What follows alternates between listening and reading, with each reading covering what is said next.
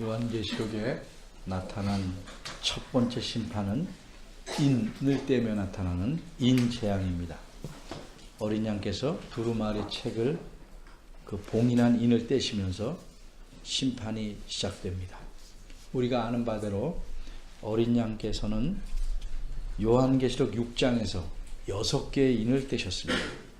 이제 마지막으로 7째 인을 떼셔야 할 차례입니다.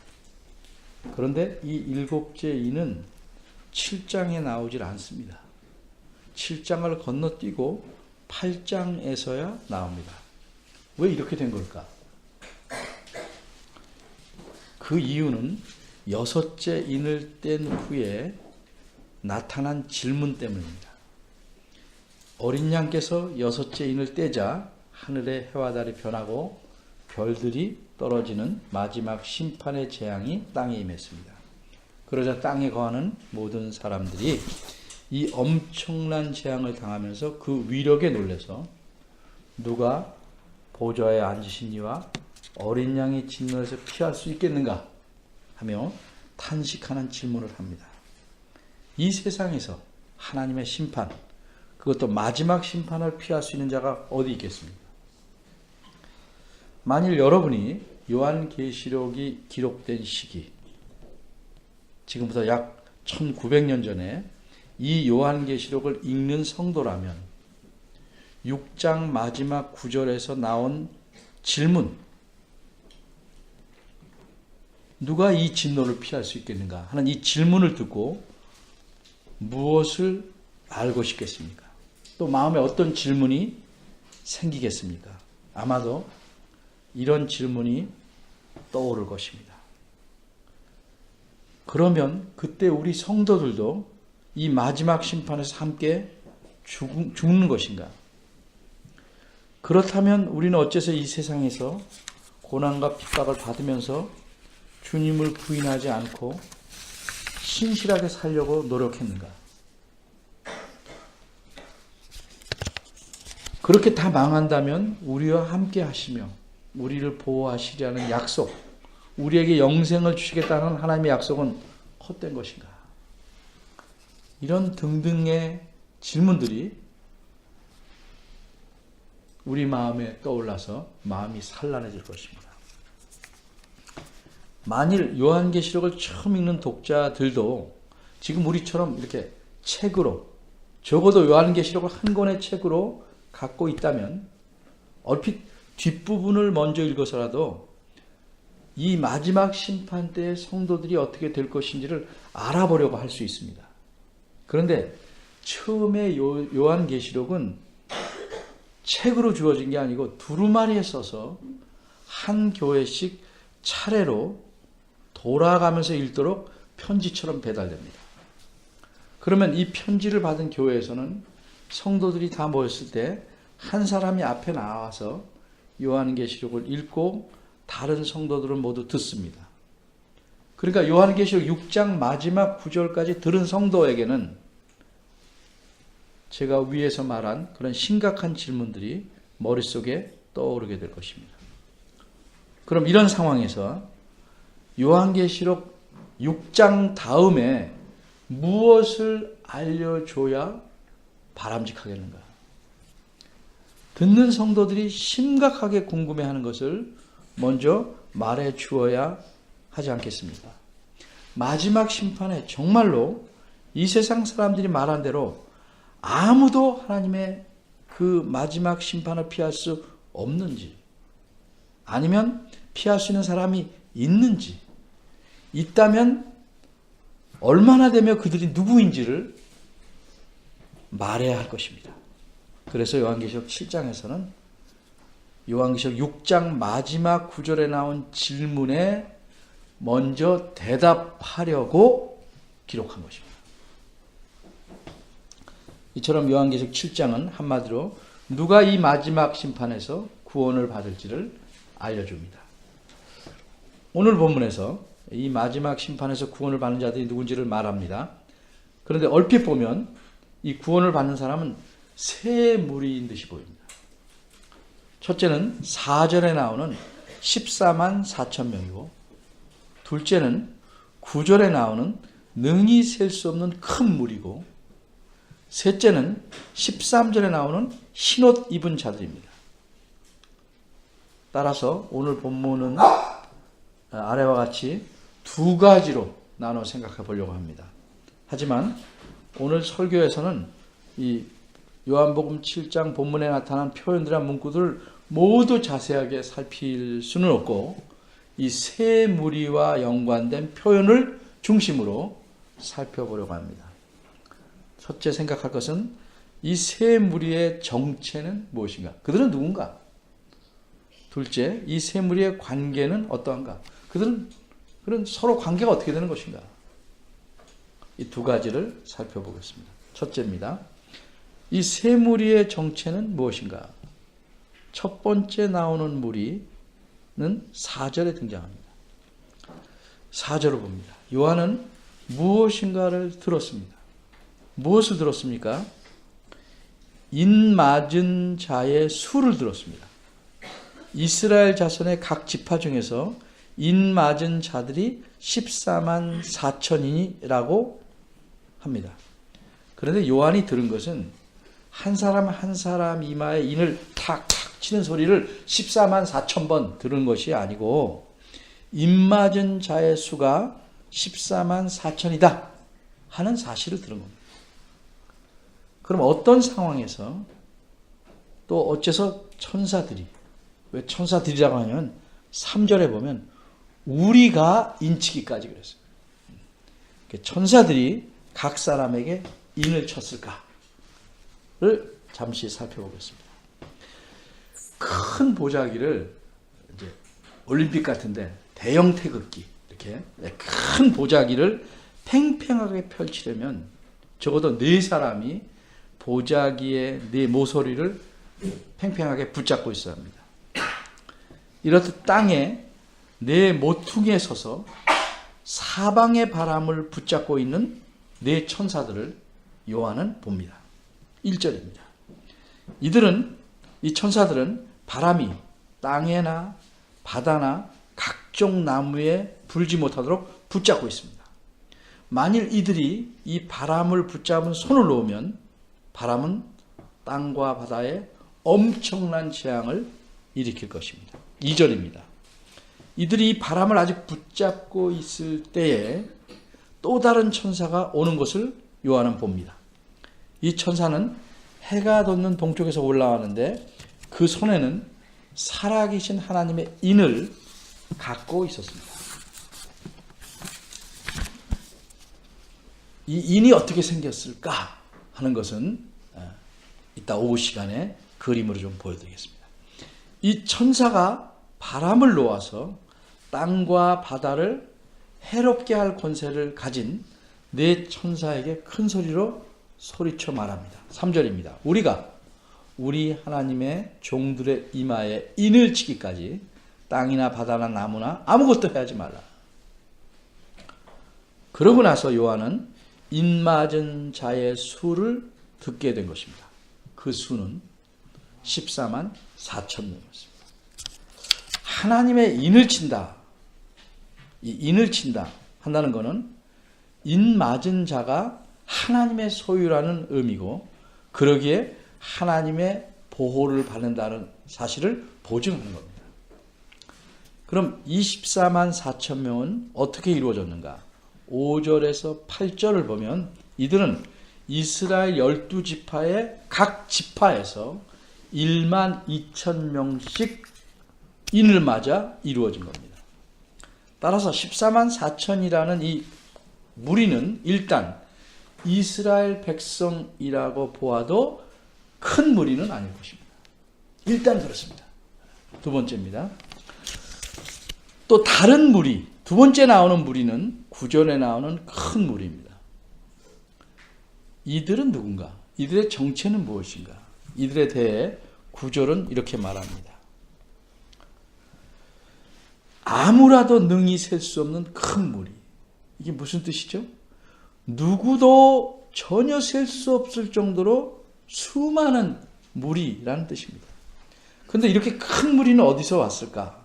이들은 각 나라와 족속과 백성과 방언에서 나왔다고 합니다. 바꿔 말하면 이들은 어떤 한 나라에서 몽땅 온 것이 아니고 각 나라, 모든 나라와 또 한 족속에서 몽땅 온 게 아니고 각 족속, 모든 족속과 또 한 민족에서만 온 게 아니고 수많은 민족의 백성들이고 한 가지 언어만 사용하는 사람들이 아니고 수많은 다른 언어들을 사용하고 있는 사람들이라는 의미입니다. 다시 말해서 이들은 온 세상 곳곳에서 온 사람들입니다. 이들은 흰옷을 입고 있었고 손에는 종려나무 가지를 들고 있었고 보좌 앞과 어린 양 앞에 서 있었습니다. 근데 10절을 보면 이들은 그저 우두커니 서 있기만 한 것이 아니고 큰 소리로 자신들이 구원받은 사실에 대해서 하나님과 어린 양에게 감사하며 찬양합니다. 구원하심이 보좌에 앉으신 우리 하나님과 어린 양에게 있도다. 이렇게 셀 수 없이 수많은 그 무리가 찬양을 하자 어떤 일이 벌어집니까? 11절과 12절입니다. 이 찬양을 듣고 화답하듯이 모든 천사들이 보좌 앞에 엎드려 얼굴을 땅에 대고 하나님께 경배합니다. 무엇이라고 경배합니까? 아멘. 찬송과 영광과 지혜와 감사와 존귀와 능력과 힘이 우리 하나님께 세세토록 있을지로다. 아멘. 이렇게 찬양합니다. 이 장면에서 우리가 주목해야 될 사실이 두 가지입니다. 먼저 이 천사들이 찬양하는 그 내용의 가지수가 몇 개네요. 쉬어보십시오. 몇 개입니까? 찬송과 영광과 지혜와 감사와 존귀와 능력과 힘. 7가지죠. 하나님에 대하여 경배하는 찬양의 내용을 7가지로 표현함으로써 이 하나님께 드리는 이 찬양, 이 완전하고 완벽한 이 찬양과 경배를 하나님이 받으시기에 합당하시고 마땅하다 하는 사실을 드러내는 것입니다. 그 다음에 이 모든 천사들은 누구에게 경배합니까? 10절을 보면 능히 셀 수 없는 큰 무리는 자신들의 구원이 우리 하나님과 어린 양에 있도다 이렇게 말합니다. 그런데 11절, 12절에서는 모든 천사들이 하나님께 경배하고 하나님께 세세토록 있다고만 말합니다. 그럼 어째서 이 천사들의 찬양에는 어린 양이 생략되었을까? 이 천사들은 보좌에 앉으신 성부 하나님만을 경배하고 어린 양에게는 경배하지 않는 것일까? 그렇다면 어째서 이 천사들이 지난번에는 어린 양에게도 찬양을 했는데 이번에는 안 했을까?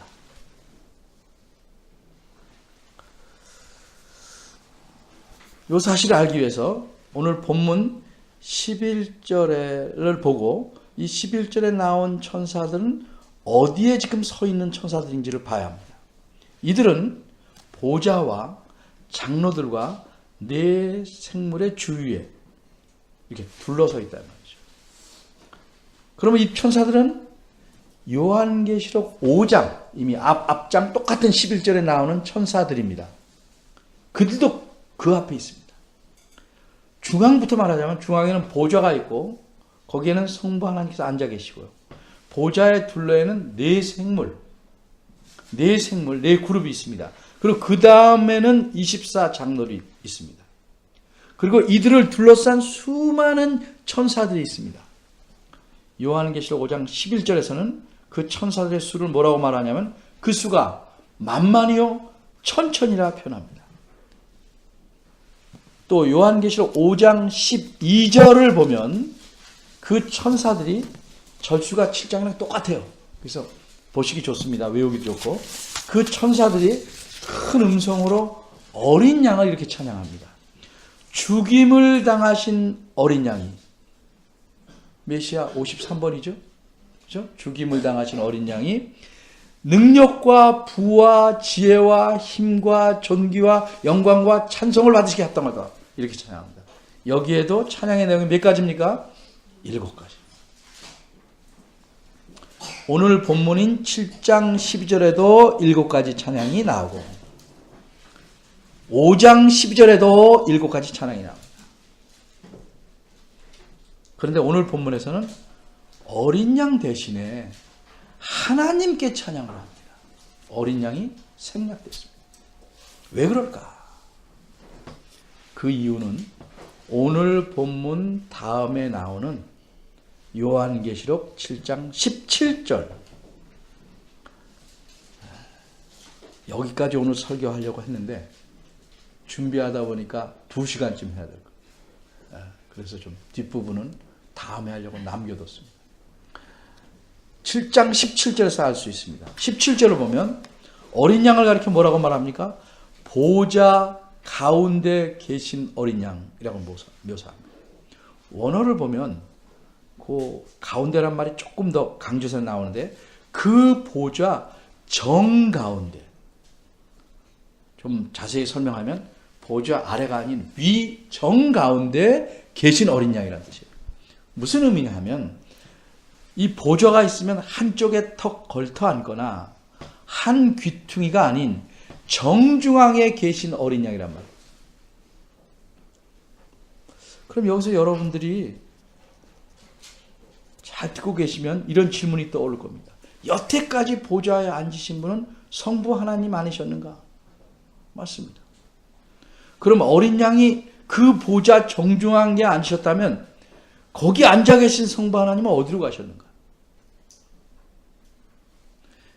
이제 성부 하나님은 다른 곳으로 가셨고 거기에 성자 하나님이신 어린 양이 대신 앉으신 것인가? 여기서 우리는 잠시 환상, 요한계시록의 표현은 이상에 대해서 생각해 봐야겠습니다. 요한이 본 것은 이상입니다. 이상이란 말은 실제는 아니란 말이에요. 이 말을 오해하면 안 되니까 좀 설명합니다. 이 말은 바꿔 하면 이상에서 보는 것과 똑같은 모습으로 실제가 존재한다는 뜻은 아니라 이 말이에요. 예를 들어 보겠습니다. 요한계시록 12장 3절을 보면 큰 붉은 용이 나타납니다. 여러 번 했죠. 머리가 7이고 뿔이 10입니다. 괴물이죠. 근데 이 붉은 용은 요한계시록 12장 9절을 보면 마귀, 즉 사탄이라고 말합니다. 그러면 사탄의 실제 모습이 머리가 7이고 뿔이 10인 그런 붉은 용일까? 그렇지 않습니다. 고린도서 11장 14절을 보면 이런 말씀을, 사탄은 자기를 광명의 천사로 가장하나니. 사탄은 어떤 존재의 모습으로도 자기를 바꿀 수 있습니다. 그래서 사탄은 변신의 귀재입니다. 그럼 왜 요한계시록에 나타난 이상에서는 사탄을 그렇게 기괴한 붉은 용으로 묘사했을까? 그것은 사탄의 실제 모습이 그렇다는 게 아니고 사탄이 가진 성격을 형상으로 보여줍니다. 실제로 사랑이라는 것이 하트의 모양을 갖고 있지는 않습니다. 근데 사랑은 있죠.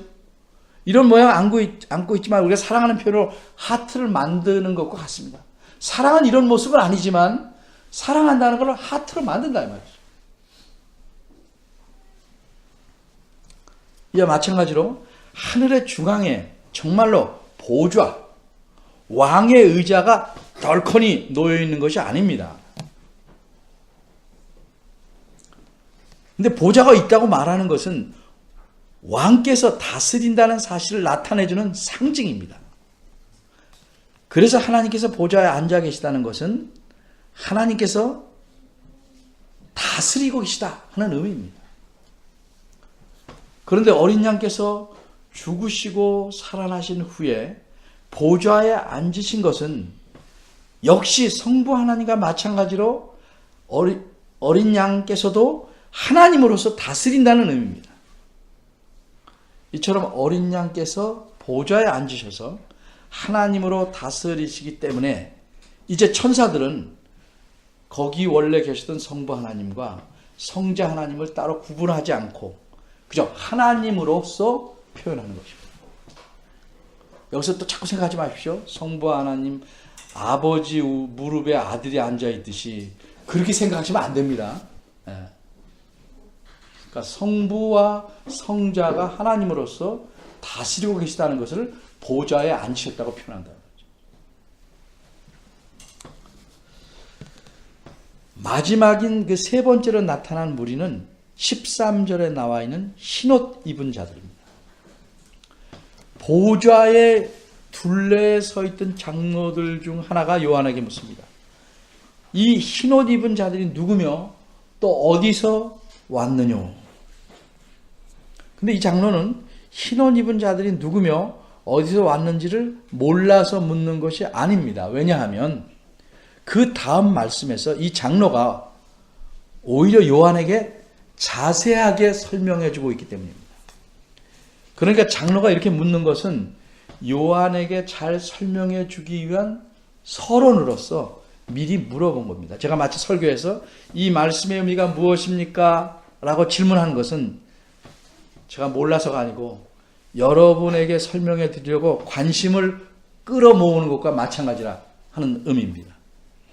이런 식으로 질문하는 것을 조금 고급스러운 표현으로 수사학적 질문이라고 합니다.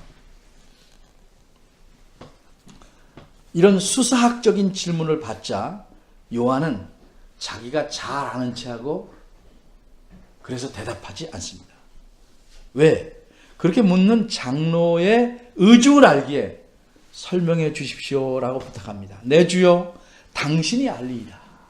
바로 그게 그런 의미입니다. 그러자 장로는 흰옷 입은 자들에 대해 설명합니다. 14절입니다. 이들은 말해요. 큰 환란에서 나오는 자들인데 어린 양의 피에 그 옷을 씻어 희게 하였느니라. 여기서 또 두 가지를 언급합니다. 흰옷 입은 자들은 큰 환란에서 나온 자들이라고 합니다. 무슨 뜻일까? 그 환란을 겪고 그 환란 속에서 패배해서 쓰러지지 않고 이기고 나왔다는 뜻입니다. 또 한 가지는 이들이 어떻게 흰옷을 입게 되었는지를 알려줍니다. 이들은 어린 양의 피에 그들의 옷을 씻어 희게 하였다는 말입니다.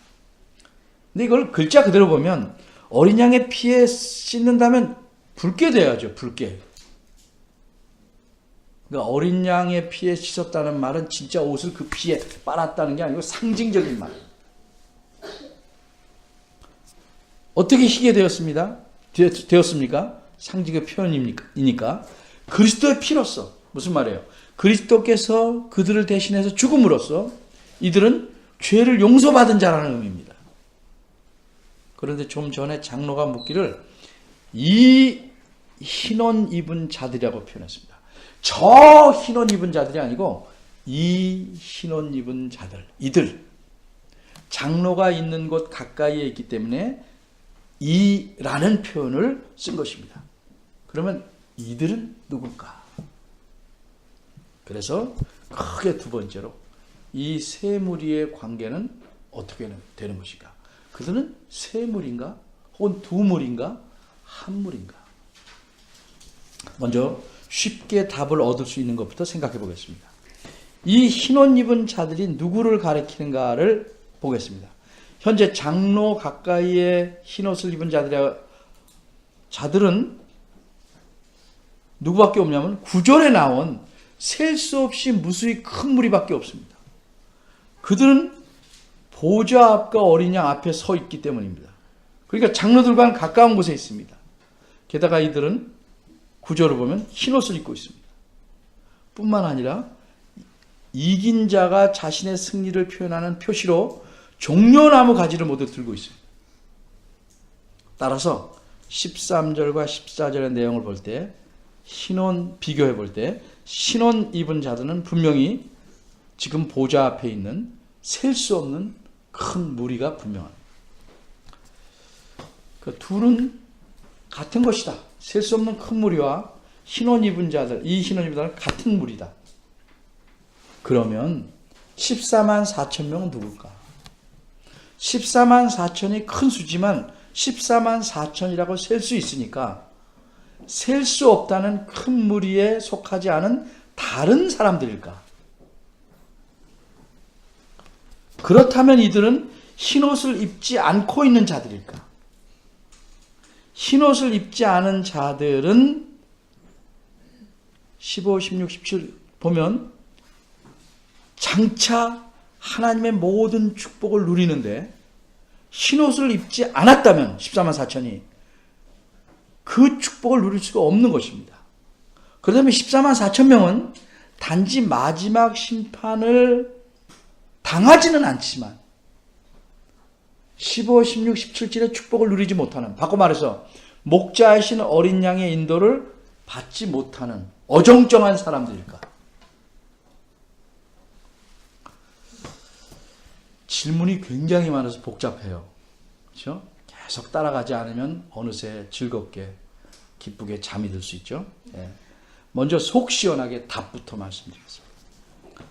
14만 4천은 요한복음 7장 말고도 요한계시록 7장 말고도 요한계시록 14장에 또 나옵니다. 요한계시록 14장으로 가보겠습니다. 7 곱하기 2 외우기 좋죠? 14장으로 또 갑니다. 1절입니다. 14만 4천 명이 어린 양과 함께 시온산, 예루살렘 성이 있는 시온산에 있습니다. 3절을 보니까 이 14만 4천이 보좌와 네 생물과 장로들 앞에서, 셀 수 없는 사람들과 마찬가지로 그 앞에서 새 노래를 부르는데 땅에서 구속함, 구원함을 얻었기 때문에 부를 수 있다고 합니다. 그러니까 14만 4천은 땅에서 구원을 얻어서 지금 보좌 앞에, 그리고 장로들 앞에 있는 자들입니다. 그리고 4절, 14장 4절 중간을 보면 이들은 어린 양이 어디로 인도하든 따라가는 자들입니다. 그러니까 오늘 본문 바로 다음에 있는 요한계시록 7장 17절에서 말씀한 대로 목자이신 어린 양의 인도를 받고 있는 자들입니다.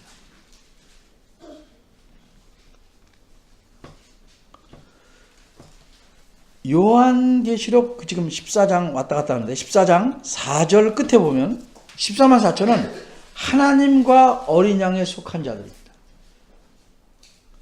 그러니까 이들은 흰옷을 입고 종려가지를 들고 보좌 앞에 서 있는 셀 수 없이 많은 무리와 동일한 자로 보입니다. 따라서 좀 더 설명하겠습니다만 7장에 나오는 세 무리는 각기 다른 세 무리가 아니고 사실상 한 무리입니다. 한 무리.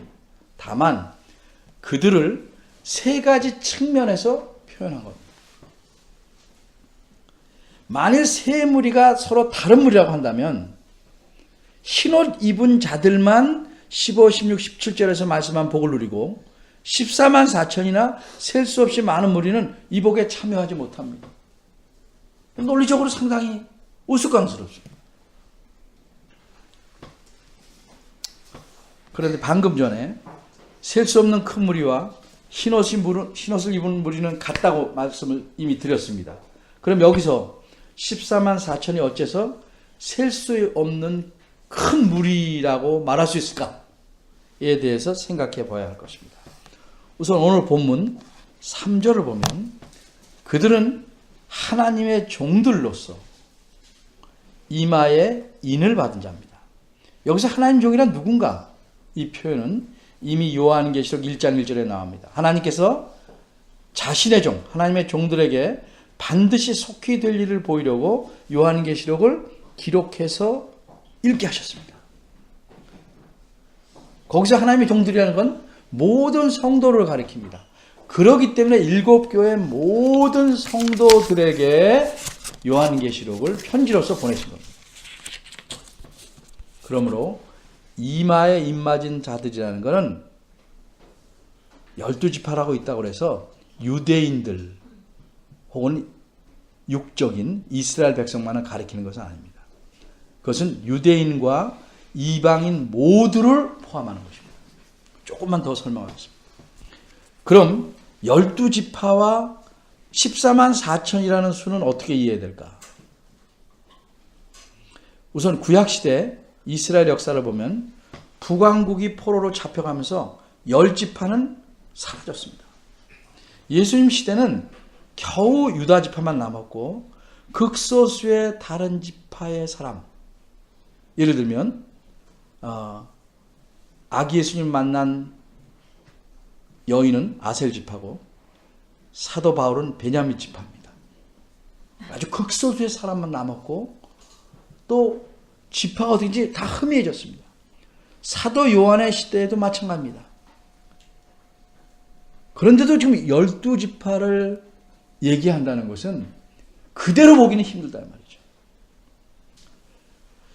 구약시대의 12지파의 수가, 인원수가 각기 다른데 지파가 크고 작음에 관계없이 1만 2천 명만씩 똑같이 인을 친다는 것은 어떤 다른 기준에 의해서 인을 친 것 같습니다.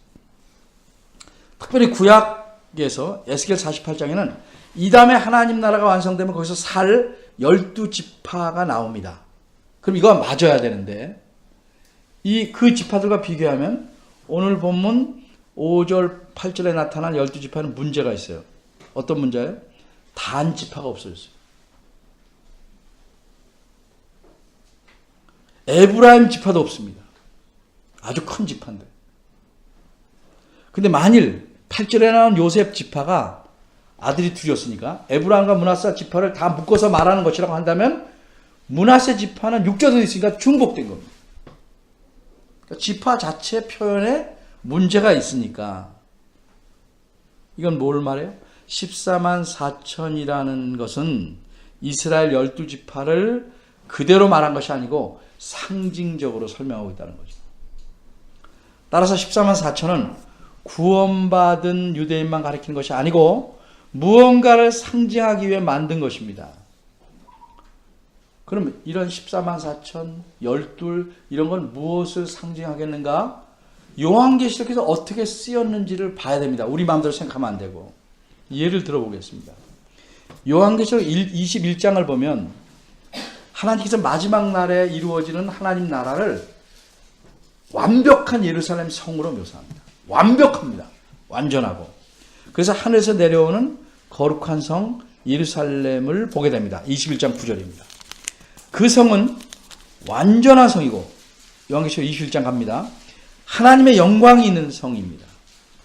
근데 이 성이 완벽하고 하나님의 영광이 있는 완전한 성이라는 걸 드러내기 위해서 그 성에 대해서 묘사한 숫자를 12절에서 14절까지 보면 왜 이 숫자를 쓴지 알 겁니다. 성에는 12문이 있습니다. 12천사가 있습니다. 12지파가 있습니다. 12사도의 이름이 있습니다. 이렇게 12로서 완전함을 나타냅니다. 그리고 크다는 걸 나타내는 건 천이나 만입니다. 그래서 12 곱하기 천하면 12,000인데 그 예루살렘 성이 셀 수 없는 많은 사람이 들어가게 살기에 충분히 넓다는 걸 얘기하기 위해서 16절을 보면 21장 성은 길이와 폭과 높이가 다 1만 2천 스타디온입니다. 또 성곽을 측량하니 144규빗입니다.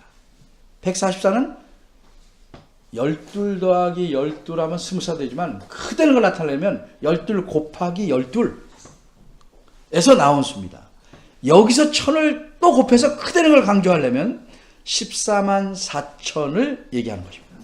그러니까 14만 4천으로서 완전함을 의미하고 무한히 큰 수를 상징하게 되는 것입니다. 따라서 14만 4천 명을 얘기하는 것은 상징적인 수고 하나님께서 구원하시고자 하는 자들이 하나도 빠짐없다 이거예요. 완전하니까. 또한 그 수는 셀 수 없이 많다는 것을 표현해 주고 있는 상징적인 수입니다. 그러면 이 이스라엘 12지파라고 표현한 것은 누구를 가리키냐? 구약의 이스라엘만 말하는 게 아니고 지금 교회를 가리킵니다. 예를 들면 사도 바울은 교회를 가리켜 이렇게 말합니다. 무릇 이 규례를 행하는 자에게와, 교회에게 편지한 거예요. 갈라디아 교회. 하나님의 이스라엘에게 이렇게 말합니다. 6장 16절입니다. 평강과 긍휼이 있을지어다. 교회를 하나님의 이스라엘이라고 표현합니다. 또 야고보도 교회에게 편지하면서 뭐라고 말합니까?